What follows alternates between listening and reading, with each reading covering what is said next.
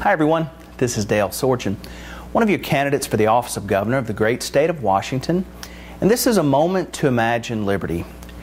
There are really only two ways that a government and its elected officials can pay for all of the things that they should do and for all of the things that they say they will do, normally to be elected or re-elected.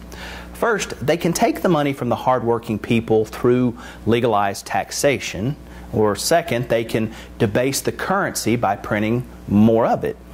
I'm not going to mention the borrowing of money in this list because that's really not truly another way. The government's borrowing of money is just an extension of taxation, because any repayment of principal or interest for borrowed money, of course, will ultimately be paid for by new money brought in by further taxation in the years to come.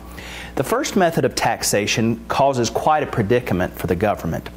The government is aware that if it takes too much money, too fast, from the hardworking, tax-paying people, that they, the elected officials, might run the risk of not being able to be reelected. But if they don't tax enough, they might not be able to do everything that they promised they would do in order to get elected. That's quite a dilemma. One of the best tricks that they found to make new taxation more palatable is to levy the tax at a very low introductory rate. This gets the new tax into the system, and then when some time has passed, they can gradually increase the tax, and people barely notice that. This process is effective, but it can be slow. There's another trick that's also used very effectively, and that is to introduce the new tax only on the rich people. For some reason, many people have decided that this is okay, so this makes it very palatable to many of the people. Then, over time, the tax is expanded further to include more and more of the people, until almost every hardworking person is included. But whichever method is used, it's been very effective. Current statistics show that the average tax-paying citizen now pays somewhere between 48 to 54% of their earned wages in taxes.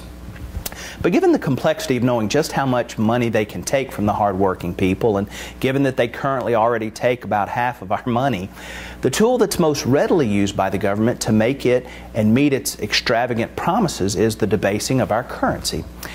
It's true that the debasing of the currency ultimately leads to higher prices for all things, which hurts the elderly and those on fixed incomes and everyone else for that matter. And it's true that debasing the currency and calling it debt is really reprehensible, because it allows us to live extravagantly now while passing the burden of payment on to our children. But with debasement, we get to fight wars which we could never afford through honest taxation. With debasement, our government has been able to fight the war on poverty since 1964 with no end in sight and no reason to really believe it was ever winnable. With debasement, we've been able to fight the war on drugs since at least 1971 with absolutely nothing better to conclude than it was a waste of money.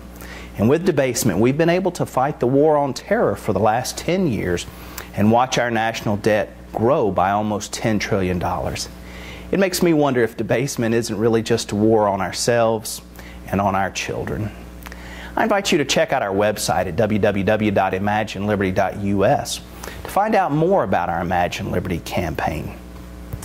If you've already decided that an independent candidate like myself cannot win, and you prefer instead to vote for someone more established from one of the ruling political sides because 4 more years might be just enough that they can really get things done, then you're in luck, because one of the political sides will surely have a candidate that's just right for you.